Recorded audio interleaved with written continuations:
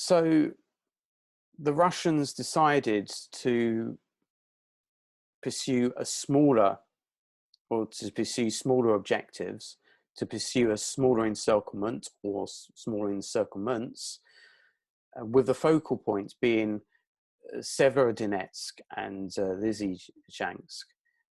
As a prelude to this operation, what happened was that the Russians were able to capture Popasna, which is a bit further south, in early May, and this gave the Russians a key geographic advantage, in that Popasna is situated on high ground, and this gives Russia advantages in terms of observation and its ability to use artillery effectively. After the capture of Popasna, around about the 20th of May, the Russians then made a localized breakthrough through Ukrainian defenses around Popasna, and they then made advances and made gains out of the Popasna vicinity. They're advancing northwards in order to pursue this encirclement of Severodonetsk, and they're also advancing westwards towards Bakhmut as well. And the immediate Russian priority is to cut off the main highway between Bakhmut and Lysychansk.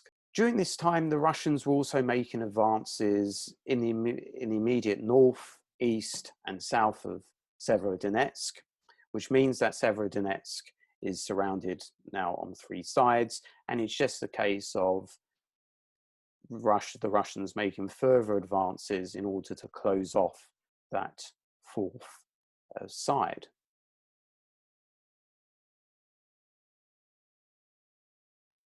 Details of these battles are sketchy, but I think we can make a few initial tentative conclusions about what's happening here. I think, firstly, there is a better concentration of Russian effort. The Russians are now really focusing on this Severodonetsk area. Secondly, the Russians are benefiting from the fact that they are operating close to their supply bases.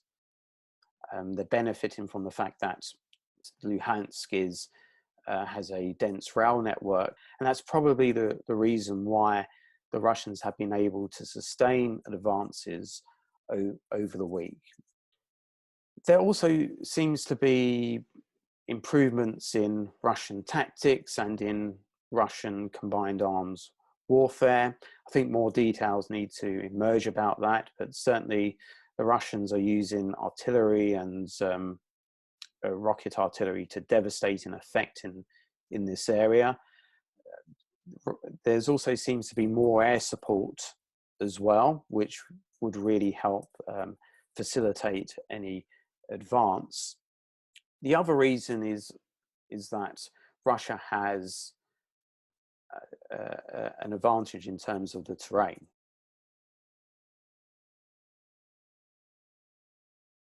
It's a localized breakthrough, and the Russians are able to sustain it at the moment.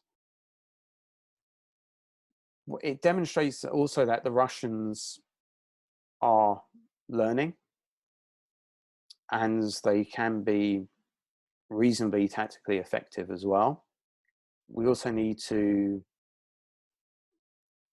put what's happening into context and to remind ourselves of the following caveats. Firstly, this is a small sector. We need to bear in mind that we're not talking about sweeping advances, all over the country. One question that needs to be answered as well, which we don't have the answers to, is can Russia maintain the momentum as well?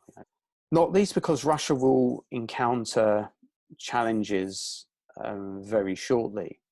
If the Russians decide to take or try to mount attacks on Severodonetsk, Lysychansk, and Bakhmut, then they'll be conducting urban operations, and we know how difficult urban operations are.